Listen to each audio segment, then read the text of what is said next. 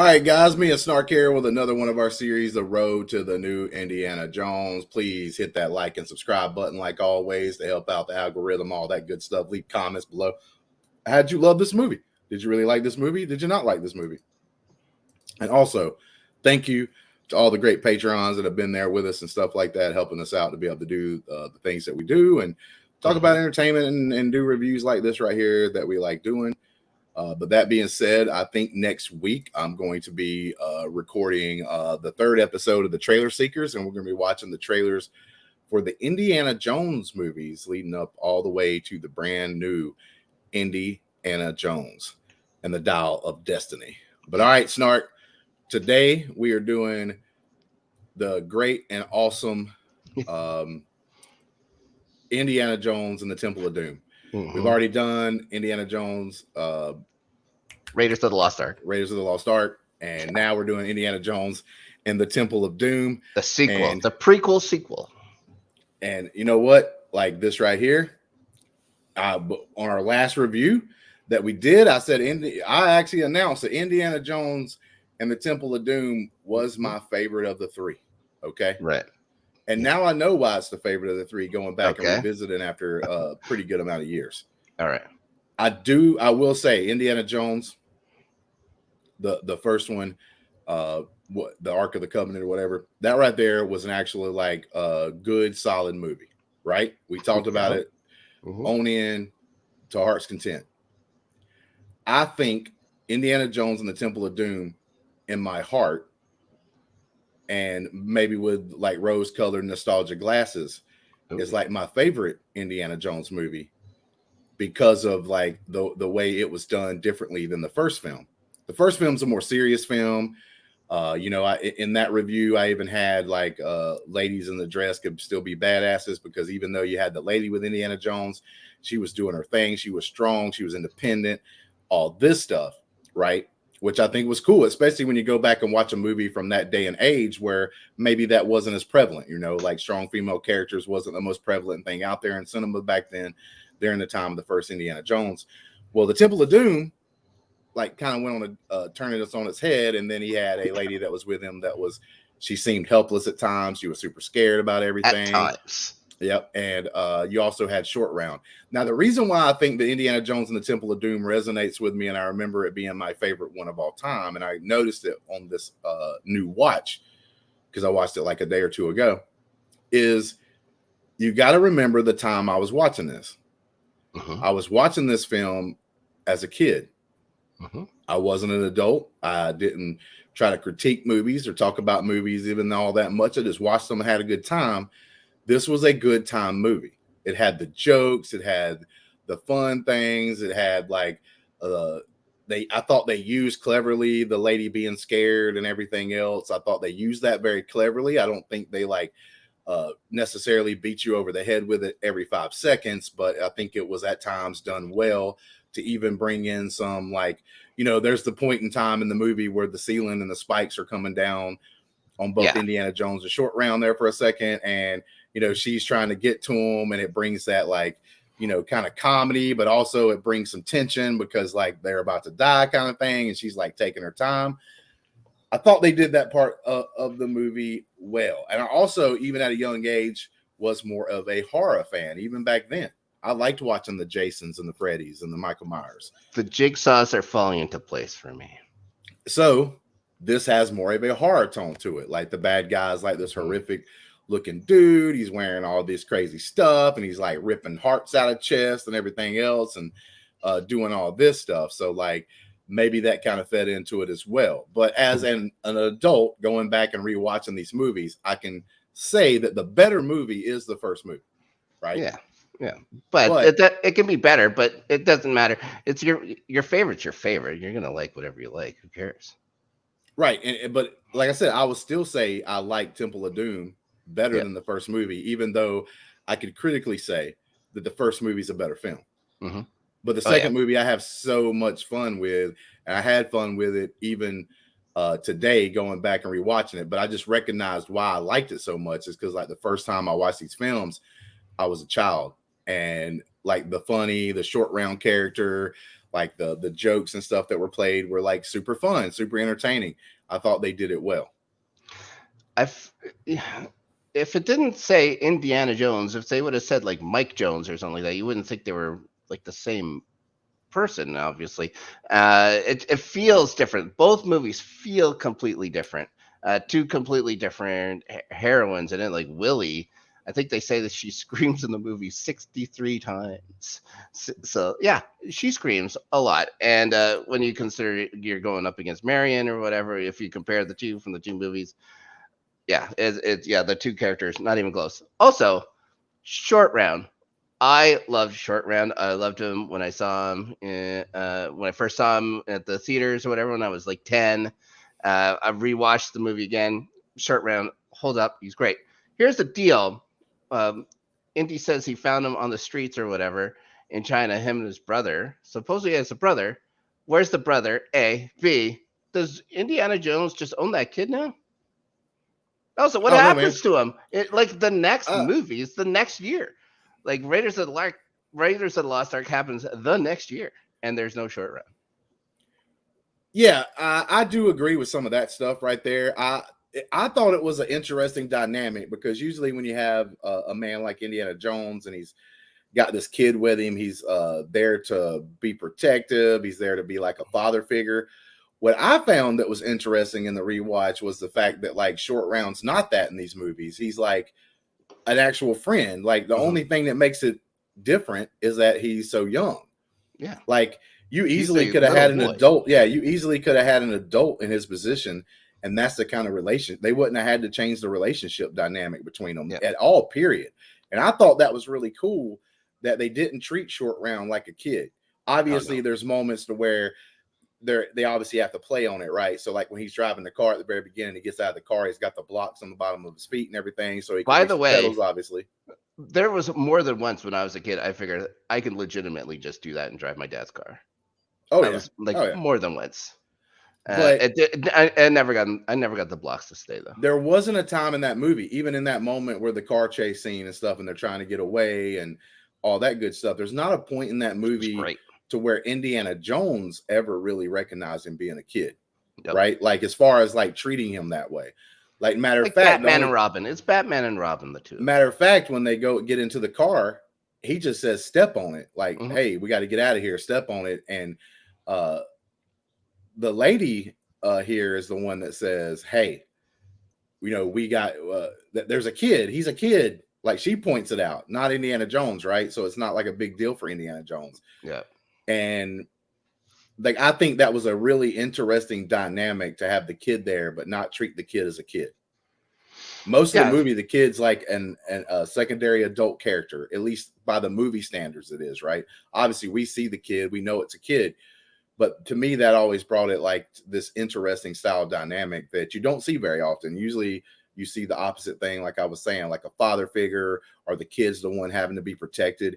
And I think that makes the movie super interesting, whereas you don't have these two characters that Indiana Jones is always having to save because they're, say for instance, scared. They have the lady there for that, right? I think you said Willie, right? Willie, yeah. You have the lady there that's taken that role, whereas the kid, in a lot of ways, like he even has his own fight. You know what I'm saying? That he has to defeat in the film. The same time Indiana Jones at the end of the movies, doing the big epic like final scene there. They're trying to get out of the temple and all this stuff.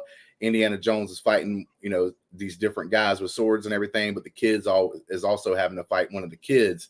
So it was like kind of cool how they were doing that. And like I said, they just didn't treat him as a kid. I thought that was a really interesting way to do it.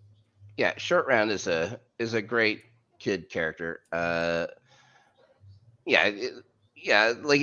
never needs to be explained or whatever, and then that or whatever that he's just knows what to do or whatever. I guess he hung around Indiana Jones enough where he knows that he has to be a bit of a trickster. He has to be a little scrappy.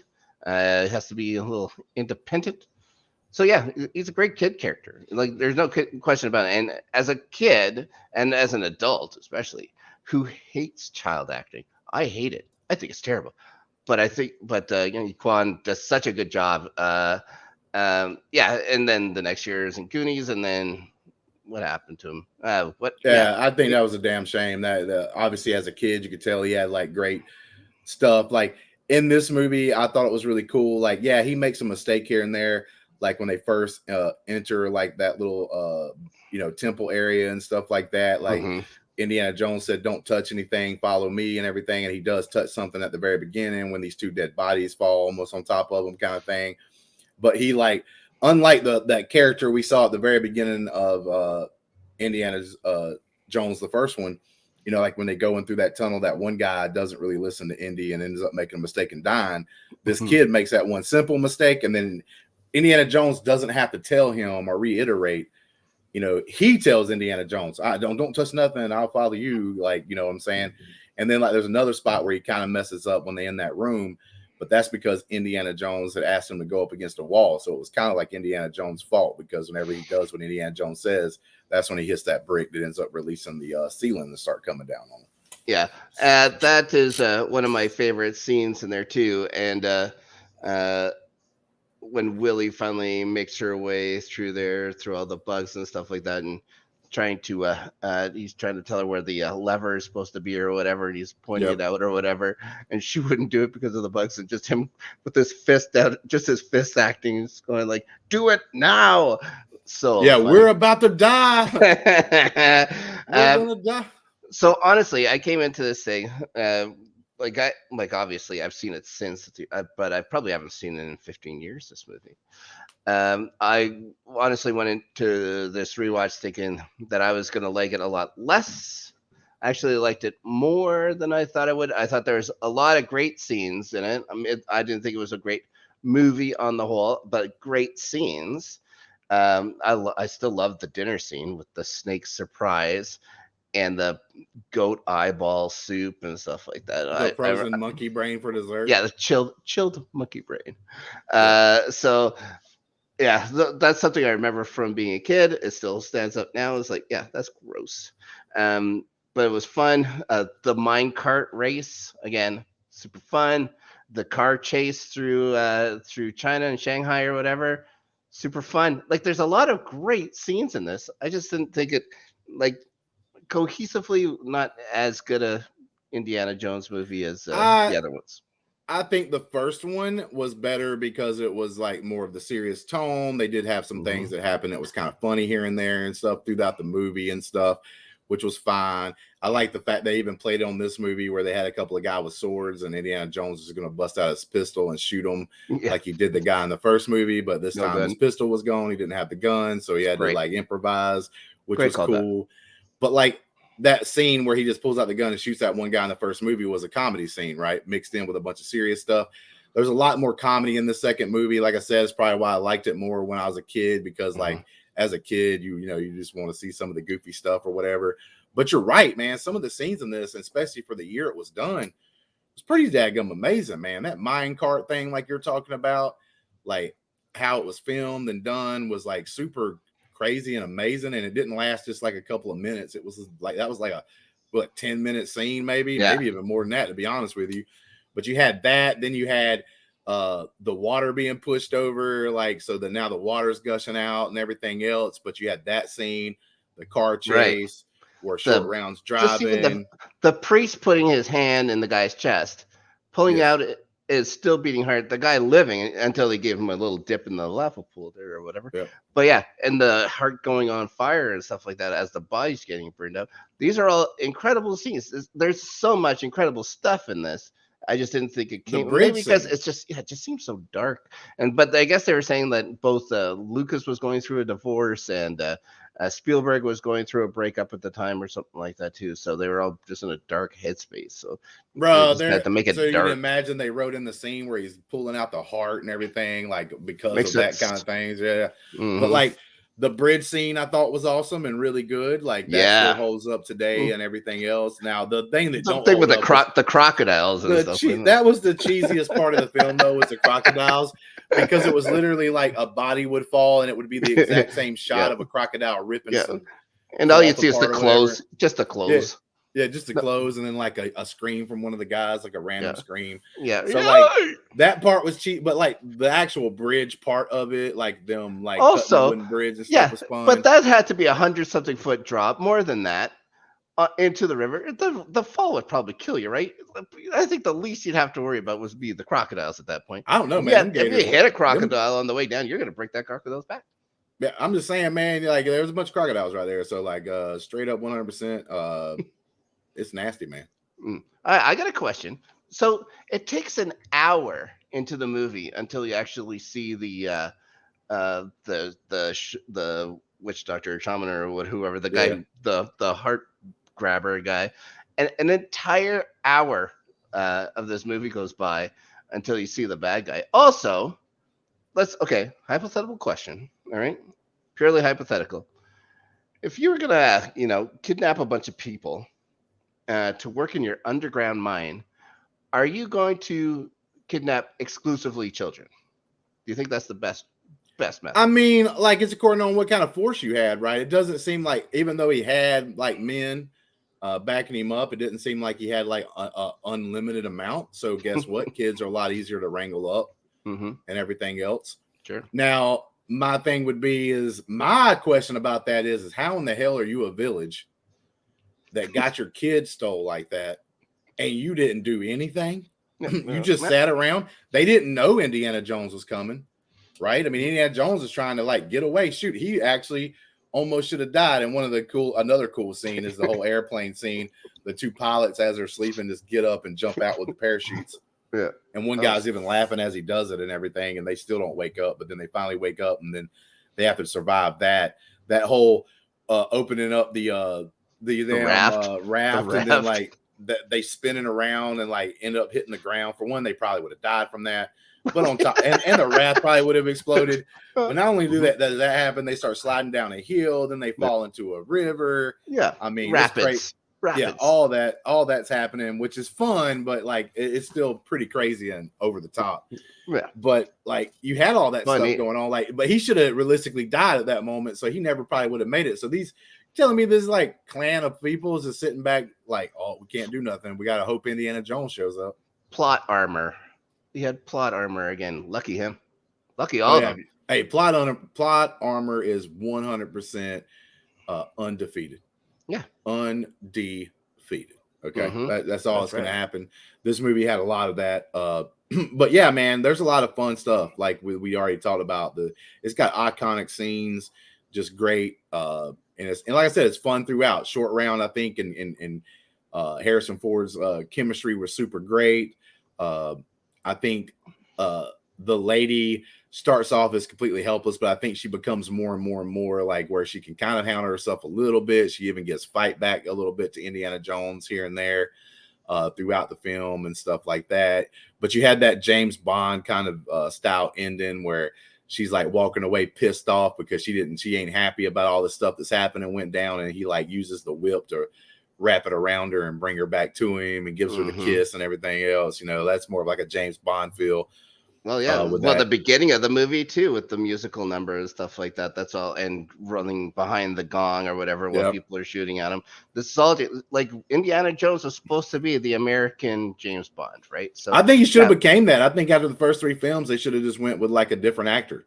Yeah, Harrison Ford was getting older or whatever, and you want to go ahead and switch them up and put a different actor in. It should have probably became the American James Bond. I think it would have worked. I really liked your idea for it. Yeah, I thought that was a perfect idea. Why didn't we get more short round, or a short round movie? Just a short round movie. How come that never happened? Back then, they just didn't say, "Oh, this was successful and Short Round was a cool character that people liked. We got to make another movie like they did today," which I think is way overblown and done way too many times today. If you have anything that's sort of successful, they're going to pick a character or something out of it so they can make another movie just to have an excuse to try to get money. They didn't do that back then, but yeah, I do agree that like he was such a cool character and stuff. Like maybe he could have played a role at the first part of the third movie or something, and give him a reason that he had to go. Maybe he's not in the area where Short Round lives or stays, and then he has to visit there. So there's like a moment where they hook back up, and do like maybe a couple of scenes together, and then Indiana Jones has to go off to like save the world or do whatever, and the rest of the movie. So there's a reason why he had to leave Short Round behind. You know, that kind of thing. They could have fit that in there. I do agree, because this is a great character. You go back and like Short Round's probably my favorite part of the movie. Like overall, like I thought he did super great, and he adds a lot to the film. And I love the dynamic that he's not this helpless kid, like that he's an actual kid that knows some of what he's doing. You know, I mean, he's playing cards and stuff like that with Indiana Jones in one scene. And, you know, he's calling Indiana Jones out for cheating or whatever. The whole while he's cheating with like cards up his sleeve and everything else. So smart. That's just smart. Do you think we see Short Round in Dial of Destiny? I don't know. Yeah. Maybe. I mean, if he is in there, it's only going to be for just a little bit. I heard, like, I don't know a lot, but I do hear there's a possibility. This isn't like, I guess it may be a spoiler, but kind of spoiler. But the versions of the movie where you supposedly see Indiana Jones as like a younger person, that there might be something to do with some like time, like going back in time, not actually like them going back and doing a flashback. It's actually like them characters going back in time to try to do like a certain thing or change something or whatever, possibly in the movie. But we'll see. Dial of Destiny. Or maybe that makes sense. But yeah. That's right.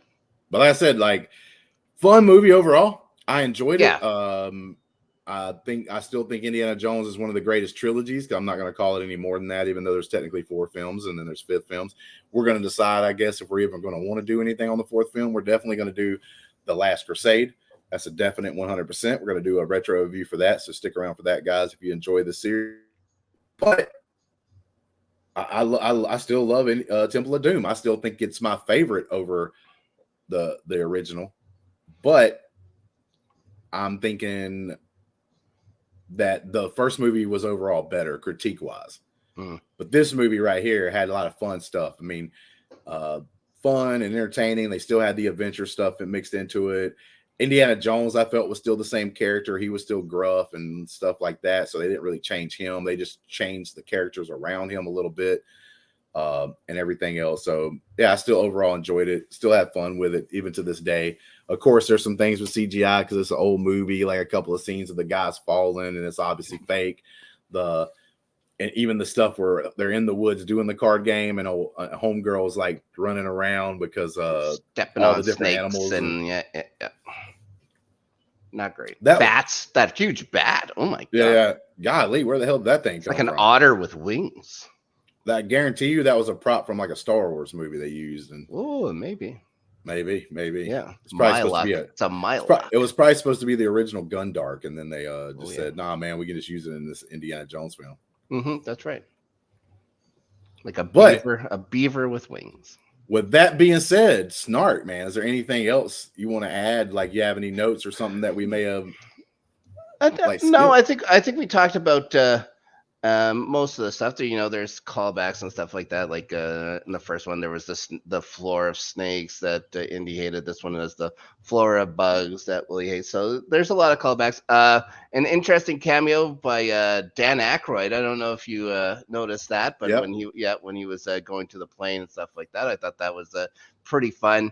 But other than that, like if you're watching the review here, if you haven't seen Temple of Doom in a while, give it a watch. It's fun. Like, there's a lot of fun parts in it, enough that it'll keep you interested for the 2-hour runtime when they don't go crazy 2 hours and 45 minutes with this stuff anymore. But that's another good thing about going back and watching these older movies. Yeah, going back and watching these older movies, there's not too many movies that go over 2 hours. 2 hours probably about the max that they had back then. And now today, if it's a movie that's supposed to make money or whatever, for whatever reason, it's got to be almost 3 hours long. It's getting ridiculous. Maybe cut some of that time out of the movie, just make a good gosh darn movie and stop inflating the budget. Maybe we'll get a better thing. We talked about it on one of the other videos. If you want to go back and watch that, where we talked about the blockbusters and stuff like that earlier on tonight in one of our other what do you want to call it? Like review. That's not a review. That's not a review. Entertainment news break topic. But like I've always said, please hit that like and subscribe button, man. Do us a favor, hit us up. It doesn't cost you anything. It just helps us with the support, helps us with the algorithm and all that good stuff. Another thanks out to the Patreons out there. Thank you, Snark, for being here. Ooh, thank you for And having me. Until next time, stay sexy.